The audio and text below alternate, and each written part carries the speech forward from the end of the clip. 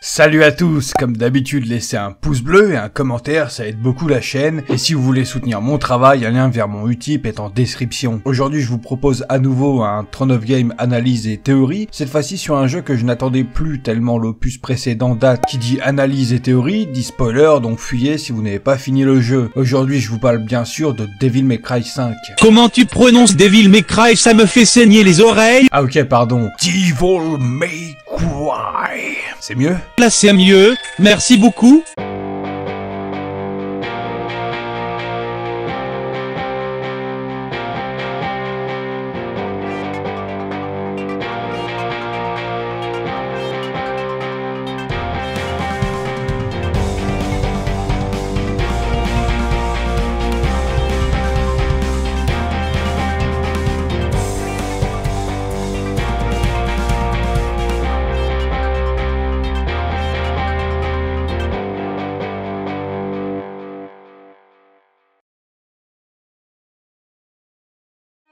Devil May Cry, j'en ai déjà parlé 2 fois avant cette vidéo. La première fois c'était le Throne of Game 6 sur la saga, où je vous présentais chacun des 4 opus existants. Je vous avais aussi donné l'ordre chronologique de la saga qui était à l'époque 3, 1, 4, 2, mais qui suite à la sortie de ce 5e opus a changé pour 3, 1, 2, 4, 5. J'ai d'abord trouvé cette décision déroutante, je suis pas le seul clairement, mais maintenant je trouve carrément que c'est pas loin du foutage de gueule, preuve incontestable d'une facilité scénaristique à moitié assumée. Mais j'aurais tout le loisir d'y revenir plus tard. Et enfin la deuxième fois, c'était quelques temps après le 3 de l'an dernier où j'évoquais la possibilité que Virgil soit de retour pour ses nouvelles opus. Une vidéo théorie qui a bien marché, c'était cool. Dans cette vidéo, je me demandais qui pouvait être Vi et je donnais des pistes sur un possible lien entre Virgil et ce prochain opus. Après avoir fini le jeu, je me dis putain mais quel con, tout était sous notre nez depuis le début. Vi pour Virgil, Devil May Cry 5 en chiffres romains ça donne un V pour Virgil, le logo est un V, tout nous disait que Virgil serait forcément de retour. Un retour que j'ai fortement apprécié puisque je fais partie des rares à ne pas avoir lu ou regardé tous les leaks et informations données gratuitement sur le jeu. Parce que ouais, c'est facile de venir dire aux gens que tout était obvious quand on a lu et vu tous les mystères que Devil May Cry 5 a à dévoiler avant même que le jeu ne sorte. Encore et toujours cette manie cancéreuse qu'ont certains fans à tout vouloir savoir d'une œuvre avant même qu'elle ne sorte. Hashtag Avengers Endgame, hashtag Walking Dead et bien d'autres. Je vous l'ai déjà conseillé quelques fois en vidéo, mais je le refait. Si vous voulez acheter un jeu Day One au meilleur prix, y a pas 36 magasins où aller. Carrefour sont vraiment au top à chaque fois. J'ai personnellement payé Devil May Cry 5 à seulement 40 €. J'ai halluciné en allant l'acheter. J'avais l'impression d'être retombé des années en arrière où un jeu vidéo qui venait de sortir coûtait 40-45 €. Personnellement, les magasins spécialisés comme Micromania, j'y vais uniquement pour des jeux en occasion ou pour prendre des éditions spéciales. Si c'est pour un simple jeu, ça fait quand même plus de bien au porte-monnaie d'aller au centre commercial. Du coup, je me suis pris l'édition Deluxe en supplément sur le PSN Store pour 15 €. Au total 55 € pour une édition Deluxe qui m'aurait coûté 75 € environ. D'ailleurs parlons-en de cette édition Deluxe, elle contient plusieurs Devil Breaker inédits pour Nero, quelques OST d'anciens opus qui du coup peuvent être intégrés en phase de fight sur Nero, Dante et Vi, ce qui est vraiment cool. Et pour finir, des cutscenes en live très sympathiques. Je sais pas si pour tout le monde ça vaut vraiment le coup de payer 15 € pour ça, mais en tant que fan, je pense que rien que pour les OST, ça vaut largement le coup.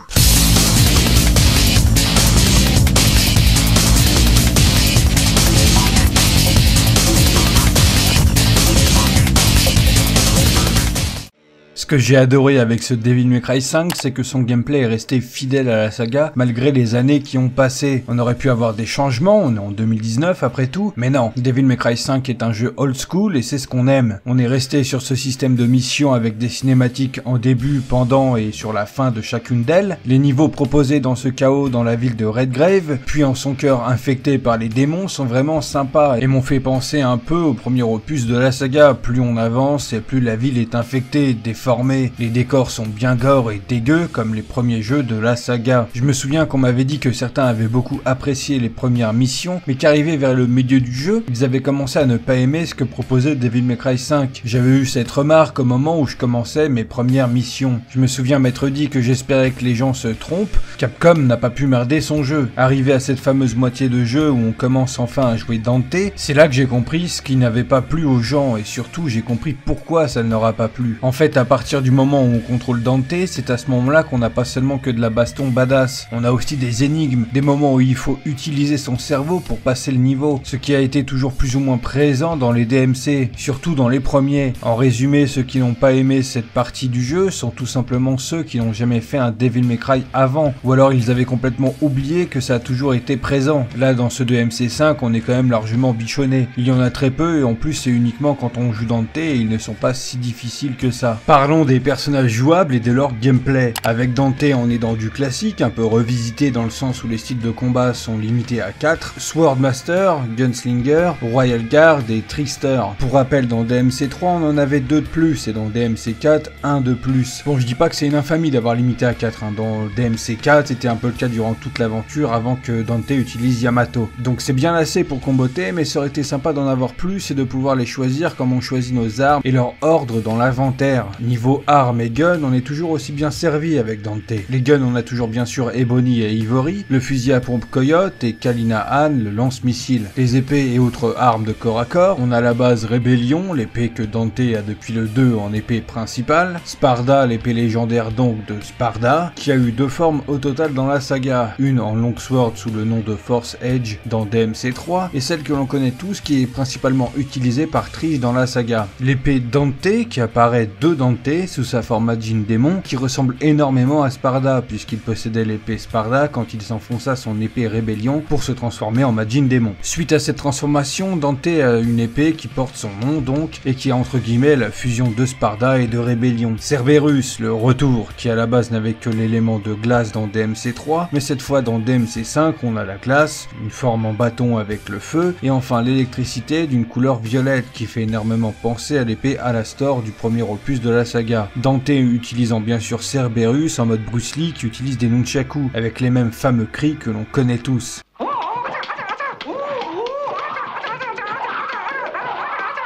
Cavalière, la fameuse moto démoniaque dont tout le monde pensait que ce serait la moto que Dante emprunte en fin de Devil May Cry 2 pour sortir des enfers, du monde inférieur, mais vu qu'ils ont remanié la chronologie de la saga, bah c'est pas ça. C'est une arme de combat qu'on utilise à la fois entièrement et qui se scinde en deux également. Bon, c'est une des nouveautés de cet opus, elle est sympa, mais j'ai pas vraiment flashé dessus. Balrog, qui est un peu le mélange d'Ifrit de DMC 1, Beowulf de DMC 3 et Gilgamesh de DMC 4, tout en gardant l'élément de feu d'Ifrit. En gros, pour faire plus simple, Balrog c'est Ifrit mais avec des gants et des jambières en plus. Et enfin l'une des nouvelles armes de Dante de ce nouvel opus, Faust Hat, qui est un chapeau, une arme faite par Nico Goldstein, ce qui est clairement une super idée. J'aimerais revenir sur cette fameuse cinématique où Dante, ayant reçu l'arme, se met à danser comme Michael Jackson. Je suis tombé sur beaucoup de réactions face à cette scène et à chaque fois les personnes sont comme ça.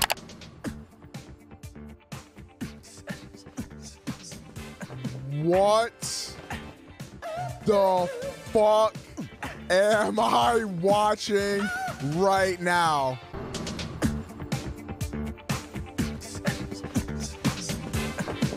What?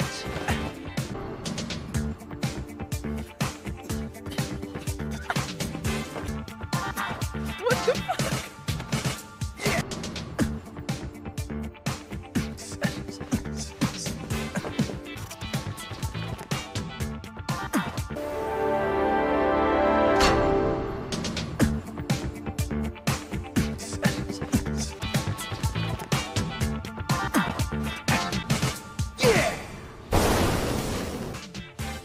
What? The fuck? What?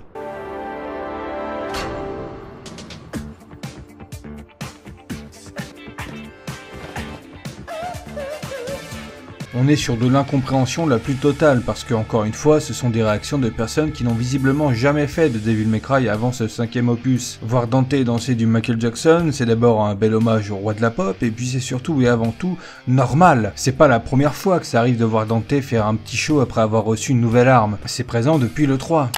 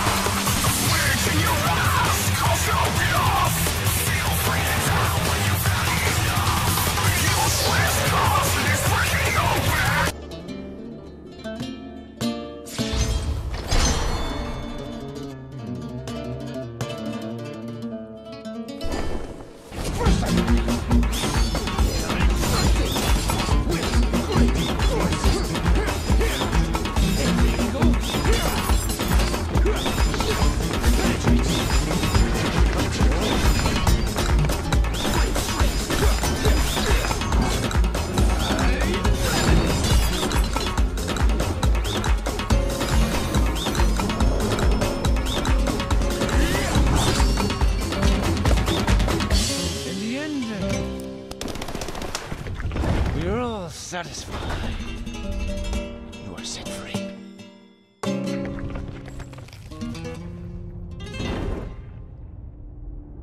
Enfin bref, Faust Hat est une arme puissante mais requiert d'utiliser les orbes rouges qui font office de monnaie pour acheter des améliorations. Autant vous dire que pour le moment je l'ai utilisé que très rarement. Somme toute, le gameplay de Dante est pour moi le plus agréable à jouer et surtout le plus skillé en termes de style pour les notes de fin de mission, puisqu'il inclut énormément d'armes et guns en plus des 4 styles de combat. Le gameplay de Nero, alors faisons taire tout de suite certaines idées reçues, non, le gameplay de Nero ne ressemble pas à celui de Dante du reboot de 2013. C'est le gameplay de Dante du reboot qui a fusionné les gameplays de Dante et Nero de Devil May Cry 4. Le grab est à la base utilisé par Nero dans DMC4 via son bras démoniaque. Donc dans Devil May Cry 5 on a les basiques Red Queen et Blue Rose, mais la grande nouveauté ce sont les Devil Breakers, des prothèses mécaniques fabriquées par Nico qui remplacent le bras démoniaque. Il y a au total avec l'édition Deluxe inclus 12 Devil Breakers. Le 13e en format banane pour les personnes qui ont préco le jeu sur Amazon, on va dire qu'il n'existe pas. Et je vais pas tous vous les citer, simplement ceux que j'ai préféré utiliser. Overture, le premier Devil Breaker qu'on utilise,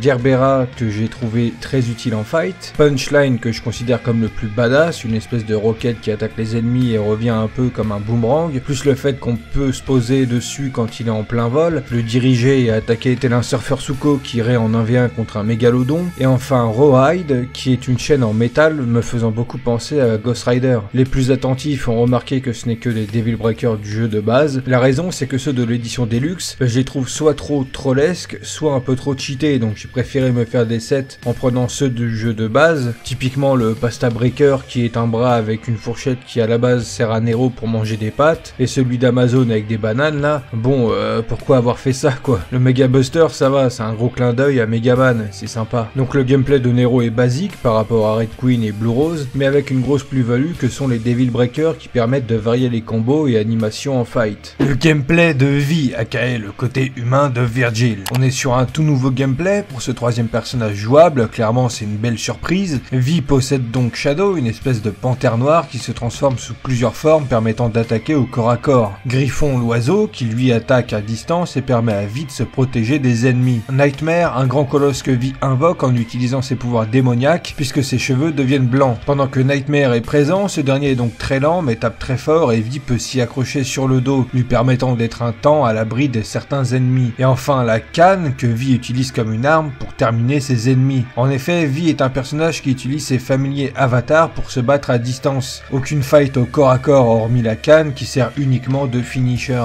J'aime bien ce gameplay, ça change clairement de ceux de Nero et Dante, mais je lui trouve deux défauts. Le premier c'est qu'on a vraiment l'impression d'être intouchable, en tout cas on se sent beaucoup moins en danger que lorsque l'on joue Nero ou Dante. Du coup ça rend ce gameplay plus simple et ça se ressent sur les notes de style. Et le deuxième défaut, c'est qu'après quelques missions, on rentre dans une routine de combo. On n'a pas la sensation d'avoir beaucoup de variantes en termes de combo et capacité. Hormis ça, je trouve qu'avoir ajouté un troisième personnage avec un gameplay différent de Nero et Dante est très intéressant. Pour résumer sur le gameplay de cet opus, je dirais qu'il est très sympa, varié et amène un dynamisme particulier tout au long de l'histoire en switchant entre Vi, Dante et Nero, ce qui est agréable. En bref, c'est tout ce qu'on pouvait espérer pour une bonne suite. Et bien que j'ai apprécié le fait d'avoir ces trois personnages, je trouve personnellement que c'était peut-être trop. En DMC4, le fait d'avoir Nero en personnage jouable en plus de Dante, c'était bien dans le sens où ça changeait un peu notre façon de jouer via le bras démoniaque de Nero, mais c'était aussi crié comme un côté négatif parce qu'on joue finalement trop peu Dante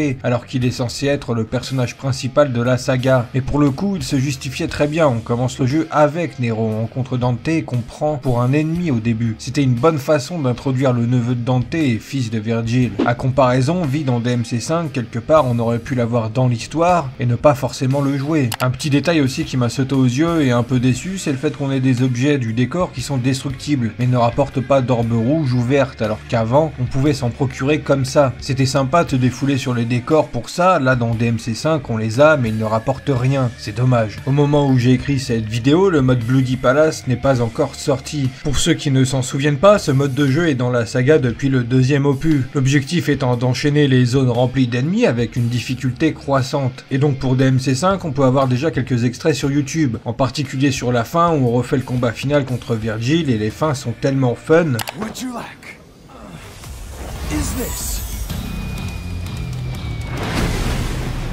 Thought you like it.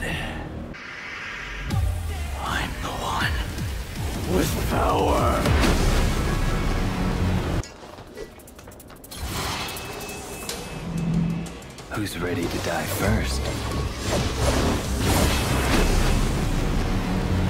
On a donc un Dante qui nous lâche un cœur qui est constitué des munitions de l'arme Lucifer avec laquelle il fait son show dans DMC4, pour ensuite se recoiffer et avoir la même coupe de cheveux que Virgil. Un beau clin d'œil au fait que dans DMC3, Virgil avait la même coupe de cheveux que Dante quand il ne se coiffait pas. Nero nous lâche une pose à la Anakin Skywalker dans La Revanche des Sith, et enfin Vi qui lui se la joue Kylo Ren. Hormis l'annonce de ce DLC Bloody Palace, qui est heureusement gratuit, on nous a pas vraiment annoncé ce qu'on attend tous, à savoir un mode coopératif et surtout avoir Virgil en tant que personnage jouable.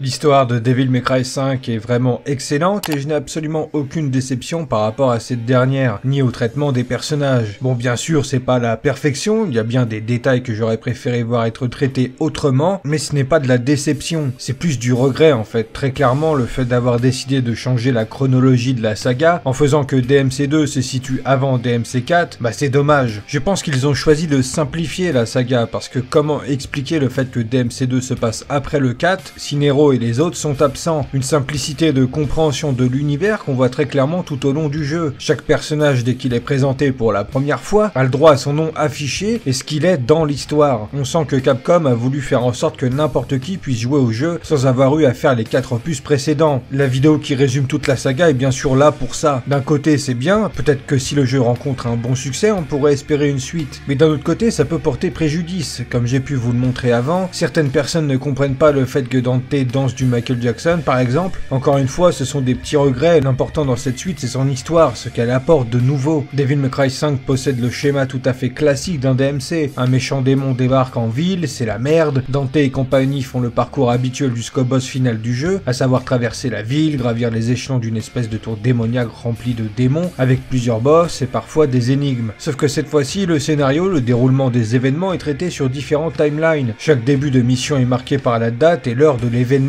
histoire de se repérer quand arrivent des scènes flashback. J'aime beaucoup ce parti pris de commencer par la défaite du groupe de Dante, Trish et Lady au sol, Dante qui même en forme démoniaque se fait battre, se fait casser, rébellion surtout. Ce plan est juste magnifique, la fin sur son œil où on voit Urizen, Vi et Nero qui s'enfuient pour mieux se préparer et revenir un mois plus tard, où là on débute vraiment l'histoire de ce DMC5, où on a donc ce Urizen à battre, une ville infestée de démons, les espèces de tours en forme limite de fleurs qu'on détruit pour on imagine réduire l'infection propagée par le cœur, où à son sommet Urizen est en mode roi du pétrole sur son trône. On est dans le fond du schéma classique d'un Devil May Cry, mais avec une vraie construction scénaristique autour, ce qui n'était pas forcément le cas des premiers opus. Nero et Vi avancent avec Nico qui les backup avec le camtar qui sert de boutique, un coup de fil et c'est parti. J'ai trouvé que ce petit détail amène des cinématiques très sympathiques et drôles. Je vais pas vous faire la review de l'histoire mission par mission, sinon on n'a pas fini la vidéo. J'aimerais revenir sur l'histoire à travers les personnages, leurs actions, leurs importances, mon avis sur eux parce que cet opus est très important et enrichissant pour le lore de la saga, puisqu'il confirme certaines théories qui datent depuis des années et met bien au clair l'univers. On va y aller crescendo. Donc tout d'abord, Morrison et la plus si petite Patty Lowell. Ces deux personnages n'étaient pas dans les jeux vidéo avant ce 5e opus, mais ils faisaient partie de l'équipe autour de Dante dans l'anime sorti en 2007 et qui se situe chronologiquement entre DMC2 et DMC4. Pour faire court, Morrison est un courtier spécialisé dans des affaires touchant des démons. Du coup, c'est Morrison qui donne à Dante la majorité de ses boulots depuis leur rencontre, et Patty c'est une orpheline héritière d'une grande famille que Dante a protégée et aidée par le passé. Si vous n'avez pas vu cet animé, je vous le conseille, il n'y a que 12 épisodes. Dans DMC5, j'ai trouvé l'intervention de Patty très marrante et faisant un beau clin d'œil à l'animé, et pour ce qui est de Morrison, bon déjà il a pris des couleurs, et puis ça se voit que du temps est passé et qu'il est complètement intégré dans l'équipe Devil May Cry. Je l'apprécie beaucoup, c'est le mec qui prend soin de l'équipe, qui fait en sorte que le loyer soit payé, que Dante se bouge un peu, c'est vraiment parfait de l'avoir intégré au jeu. Nico, comme j'ai pu le dire avant, elle est intéressante vu son lien avec la saga par rapport à sa grand-mère qui a fabriqué Ebony et Ivory, mais ça se limite pas qu'à ça, elle apporte de la fraîcheur à l'équipe niveau personnage féminin. Elle est un peu faux-folle comme Lady et Trish, mais elle est surtout utile à travers ses inventions que Nero et Dante utilisent, puis sa relation avec Nero est agréable à voir. C'est dommage qu'on n'ait pas eu plus d'infos sur leur rencontre, comment et pourquoi ils se sont mis à travailler ensemble. Trish et Lady, parlons-en. Personnellement, Autant dans les opus précédents je leur trouvais une utilité, dans DMC1 on découvre Trish et elle est importante dans l'histoire comme les Lady dans DMC3. Ensuite dans le 4 elles font un peu partie du décor, hormis Trish qui était infiltrée, mais surtout elles avaient eu un mode histoire dans ce DMC4. On pouvait les jouer comme Virgil, alors que là dans DMC5 elles font vraiment de la figuration. Ok, elles sont entre guillemets des boss, mais on aurait pu simplement les faire être dans un espèce de coma comme Dante, ça aurait pas changé grand chose. En ce qui concerne le fanservice, bon, ouais, on les voit à poil, mais bon, de 1, le fanservice autour des personnages féminins a toujours été présent dans la saga, et de 2, dois-je rappeler cette scène avec Trish dans DMC4, c'était quand même plus olé olé, hein. Et puis dans une certaine mesure, même Nico nous balance du fanservice, donc en soi c'est pas dérangeant, mais le souci c'est que les gens vont surtout retenir ça. Trish et Lady, c'est les femmes qui accompagnent Dante et on les voit à poil, basta. Et je trouve que c'est dommage, j'aurais aimé qu'elles aient réellement de l'impact et de l'importance dans cet opus. Encore une fois, comme dans le 4, à la limite Trish a un rôle plus important que Lady, puisqu'étant physiquement la réincarnation d'Eva, la mère de Virgil et Dante, bah sa conversation avec Vi était sympa. I thought that maybe he could change maybe fix, maybe right my wrong. Tell me.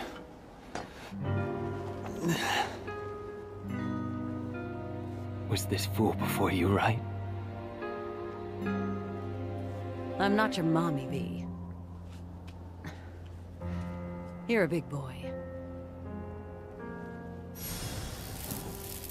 And you need to see this through. Parfaite transition pour Vi, mais avant de parler de lui, j'ai trouvé son familier Griffon hyper fun et drôle. Ses interactions avec Nico et Dante sont tout simplement énormes. Mais Griffon pour moi, c'est pas simplement un oiseau démoniaque marrant, c'est aussi une partie de l'humain Virgil dans son caractère cynique et survolté, qui est opposé à l'attitude de Vi tout au long de l'histoire, mais qui sont complémentaires en soi. Le lien avec Virgil se voit à sa couleur bleue et avec un peu de rouge, encore un indice que j'aurais pu et dû remarquer si j'avais été plus attentif au trailer et gameplay avant la sortie du jeu. Mais ce qui est le plus dingue, et je finirai avec ça en ce qui concerne les familiers de Vi, c'est qu'ils étaient tous les trois des boss du tout premier Devil May Cry. Bon, Griffon était nettement plus massif à l'époque, Shadow n'avait pas vraiment une forme très précise, mais on voit que c'est un félin, et enfin Nightmare qui lui n'avait clairement pas une forme bien établie. En tout cas, ce n'était pas la forme de Colosse que l'on a dans le 5. Dans le premier, on n'avait aucun background sur eux, et via ce 5e opus, on comprend ce qu'ils sont, et Griffon confirme cette idée qu'ils sont et font partie d'une période très sombre de Virgil. Bon, à moins de s'être fait spoiler le jeu et d'avoir vite compris que DMC5 en chiffres romains, plus le fait que son nom c'est Vi, c'est égal à Virgil, bah la surprise autour de son identité était totale. Et je vous avoue que c'était mon cas, et je suis bien content d'ailleurs parce que c'est un peu le twist scénaristique de l'histoire. Si tu commences DMC5 en le sachant, c'est un peu nul. Ok, tu ne sais pas comment ni pourquoi c'est lui et t'es curieux d'avancer pour savoir, mais dans le fond, c'est quand même moins surprenant je trouve. Enfin bref, le personnage de Vi est hyper intéressant, c'est le côté humain de Virgil, il est zen, posé, très posé même. D'une certaine manière, ce trait de personnalité est pas mal proche de Dante, dans le sens où lui aussi a cette cool attitude quand il n'est pas dans l'action. À chaque début de ses aventures, Dante est comme un pacha sur son bureau, à manger une pizza avec du rock en fond, ou dans certains cas, quand il est en dèche d'argent, il roupille en attendant sa prochaine mission. Et même quand son téléphone sonne, il s'en bat limite les couilles, tellement ça le saoule de répondre. Mais je m'égare comme trop souvent. Vi apporte donc le twist scénaristique de l'histoire, mais pas que. Il est clairement à l'origine de cette histoire. C'est lui qui vient à chercher Dante, après avoir compris qu'il avait merdé. Et ce que j'ai aimé, c'est qu'il n'a visiblement pas caché son erreur et a été franc avec Dante, lui racontant tout. Parce que oui, pour ceux qui avaient le doute, Vi n'a pas caché son identité à Dante, au contraire, puisqu'il a lui-même dit comment il avait séparé son côté humain et démoniaque de son corps originel. Quand Dante revient dans sa maison d'enfance, il réfléchit et se demande que si Yamato a permis à Virgil de se scinder en deux, à quoi sa rébellion? Au fur et à mesure de l'avancée contre son côté démoniaque, Vi est clairement là pour aider l'équipe contre son alter ego, mais arrivé au moment où son espèce d'infection refait surface et qu'il devient de plus en plus faible, au moment où il se fait sauver par son fils Nero et que ce dernier accepte de l'épauler jusqu'à Dante, qui se bat contre son côté démoniaque, il y a ce plan. Et clairement, ce sourire en coin veut absolument tout dire. Il n'y avait pas besoin de nous mettre une voix off pour expliquer son plan, on s'en doute tout de suite. Bon, bien sûr, personnellement, j'ai pas deviné exactement comment il allait s'y prendre, hein, mais c'était Captain Obvious et malgré ça, j'ai adoré, parce que j'avais envie d'avoir raison sur le fait que Virgil, dans sa forme originale, originel allait faire son retour, mais ce que j'ai plus apprécié avec ce sourire, c'est qu'il soulève une putain de question. Est-ce que c'était le plan de vie depuis le début, ou est-ce qu'il a vraiment voulu que Dante réussisse, mais se sentant de plus en plus faible sur la fin, il craque et se jette sur l'opportunité de revenir en arrière. Et là, on est dans un sacré dilemme, parce que s'il a vraiment voulu se rattraper et ne pas profiter de la situation en manipulant tout le monde pour retrouver son côté démoniaque, bah le fait qu'il craque entre guillemets à la fin pour retrouver son corps originel et à nouveau être une menace, bah c'est un peu une facilité scénaristique. Ok, on est sur du Devil May Cry, mais quand même, si c'était son plan depuis le début, bien que ce soit un coup de génie de sa part, je trouve que ça rend le récit moins original, plus simplet dans une certaine manière, et on reviendrait au fait qu'une fois de plus dans un jeu Devil May Cry, le méchant de l'histoire c'est Virgil. Mais malgré ça, c'est pas si grave, parce que le plus important dans cette histoire, et ce qui est finalement mis en avant, c'est le fait que Nero trouve enfin sa place, il s'affirme dans la saga et prend les rênes. Au-delà du fait d'être un V pour Virgil, le 5 en chiffre romain du titre du jeu représente en fait l'éveil de Nero à son côté démoniaque. Avant de parler de lui, je vais essayer d'être rapide par rapport à Virgil, le vrai entre guillemets, qu'on voit après que V fusionne avec son côté démoniaque. Je l'ai trouvé comme d'habitude très badass, et son retour replace le contexte finalement à une base très simple et toute bête qui est que pour Virgil, tout se résume à battre Dante et avoir plus de pouvoir. Et évidemment, Dante est toujours là pour répondre présent à l'appel de cette guerre fratricide vouée à durer indéfiniment. Avouons-le, c'est un enjeu, une finalité trop basique pour être vraiment intéressante. Et au premier fight contre lui, je me suis dit putain, fait chier, encore une fois on en revient à ça, mais Nero débarque pour y mettre un terme et grâce à cela, Dante et Virgil s'allient pour couper les racines du portail. Et finalement, cet affrontement entre frères ne s'arrêtera jamais, simplement que maintenant leur querelle d'enfants démons ne foutra plus la merde dans le monde des humains, et ils sont quelque part réconciliés grâce à Nero, dans le sens où Virgil ne cherche pas à tuer son frère, mais simplement à être le meilleur en le battant, et cette scène le représente parfaitement. Donc ouais, le retour de Virgil est plutôt bien amené, et nous livre un personnage plus profond et intéressant que simplement le fait d'être le méchant jumeau de Dante. Passons à Nero, que j'ai beaucoup plus apprécié dans ce DMC 5 que dans le 4, parce que sa relation amoureuse avec Kiri était ennuyeuse, et que cet amour prenait trop de place, je trouve. Bon, bien sûr, il avait ses moments badass, et j'ai bien aimé le jouer dans le 4, mais dans ce 5e opus, en plus de le mettre en avant comme l'héritier de la saga, bah ce côté ennuyeux d'amourette avec Kairi n'est que très peu présent. Tout au long de l'aventure, on suit un héros qui veut prouver à Dante qu'il est tout aussi capable de lui de battre les démons qui débarquent dans notre monde. Le fameux running du poids mort où finalement, après avoir éveillé sa transformation démoniaque, il retournera ce mot contre Dante,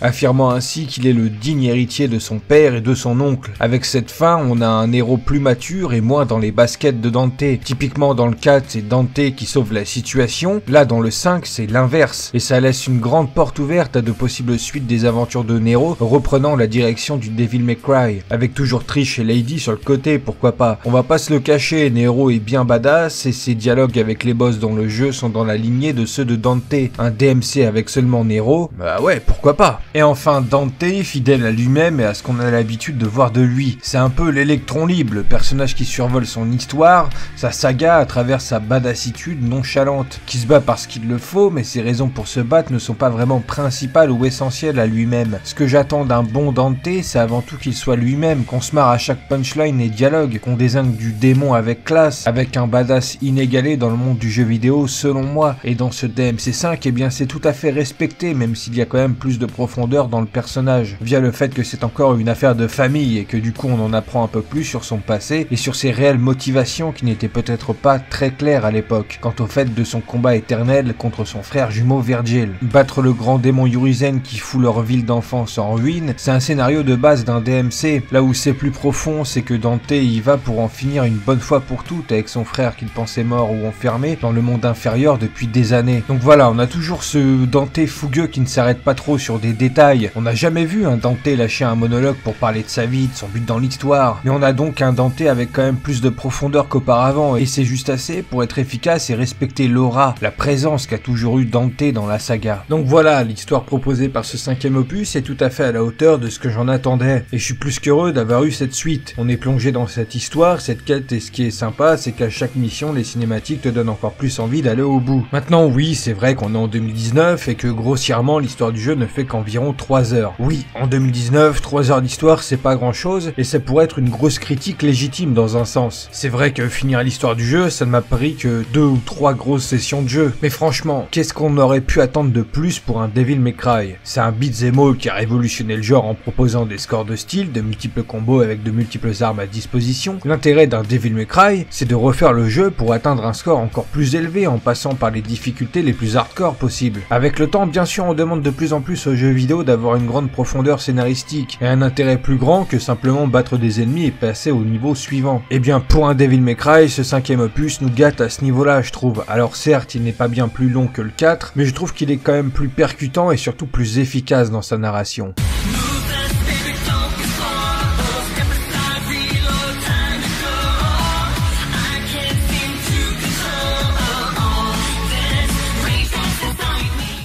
Bon, là on est dans la théorie la plus totale, il aura fallu plus de 10 ans pour avoir une suite, donc est-ce qu'on peut vraiment espérer avoir une suite à ce 5e opus dans les années à venir? De mon point de vue, c'est clairement pas nécessaire, mais comme je le dis souvent en général, quand on me parle de suite possible à tel jeu vidéo ou film ou série, je dirais pourquoi pas, à partir du moment que l'ambiance et l'univers restent le même. En tout cas pour Devil May Cry, je pourrais pas accepter un nouvel opus qui change les codes au point de ne plus être pareil et d'avoir l'air d'être un DMC sans l'être. Concrètement, avec la fin de ce 5e opus, j'ai deux idées, deux théories de possibles suites nouvel opus. Le premier, ce serait très simple, Nero qui fait face à une nouvelle menace démoniaque, avec le fameux schéma classique de la ville infestée de démons, une tour ou un endroit bien spécifique où réside le cœur de la menace et le big boss de fin. L'intérêt de cet opus serait donc de nous montrer l'évolution de Nero, le digne héritier de Dante en tant que leader de Devil May Cry, des années plus tard après les événements du 5e opus. L'idée du scénario, c'est que Nero se voit confier une mission dans un endroit, un environnement jamais exploité, tout en gardant l'esprit de cette dernière, avec bien sûr ce même enjeu basique du puissant démon qui fait surface pour envahir le monde des humains. On retrouverait donc Nico, Morrison, Lady Etrish en fond pour faire acte de présence, les scènes drôles, les fanservices pour notre plus grand plaisir. Le deuxième, ce serait un opus plus compliqué à justifier scénaristiquement. Virgil et Dante dans le monde inférieur, qui se battent encore et toujours à l'infini, un peu comme le dirait Barbossa là. Et maintenant, Jack Sparrow, sommes-nous deux immortels condamnés à un combat épique jusqu'aux trompettes célestes du jugement dernier?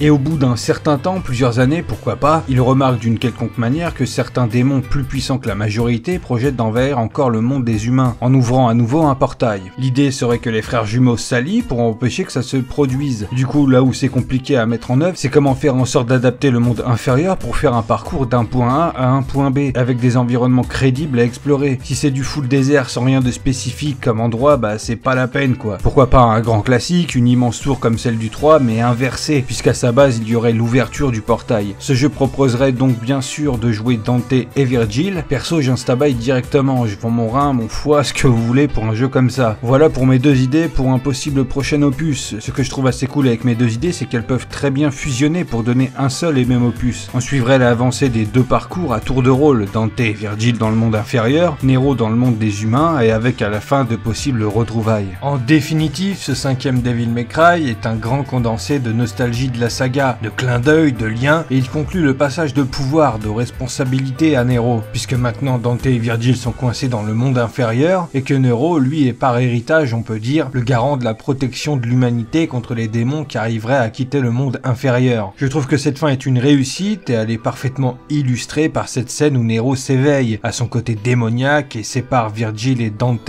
L'intensité y est, la musique est belle, j'ai adoré. En espérant qu'on aura encore plus de contenu par la suite, pourquoi pas un gros DLC impliquant un nouveau mode d'histoire avec Virgil ou le duo Trish et Lady comme dans DMC 4. Voilà pour ma vidéo critique, analyse et théorie sur Devil May Cry 5. J'espère que ça aura plu aux fans de DMC qui sont tombés sur ma vidéo. J'espère également que vous partagerez cette vidéo que j'ai faite avec énormément de passion et d'heures d'écriture pour essayer de donner le meilleur que je pouvais. Si vous n'êtes pas abonné, je vous invite à faire un tour sur la chaîne et si c'est déjà le cas, n'oubliez pas la cloche YouTube ou suivez-moi sur Twitter si vous ne voulez rien louper. Je fais souvent des lives et un serveur Discord est à votre disposition. Sur ce, je vous dis à bientôt pour une prochaine vidéo.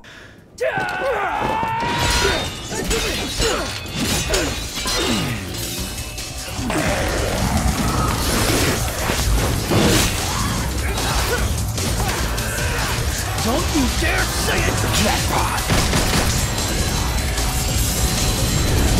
Judgment nice.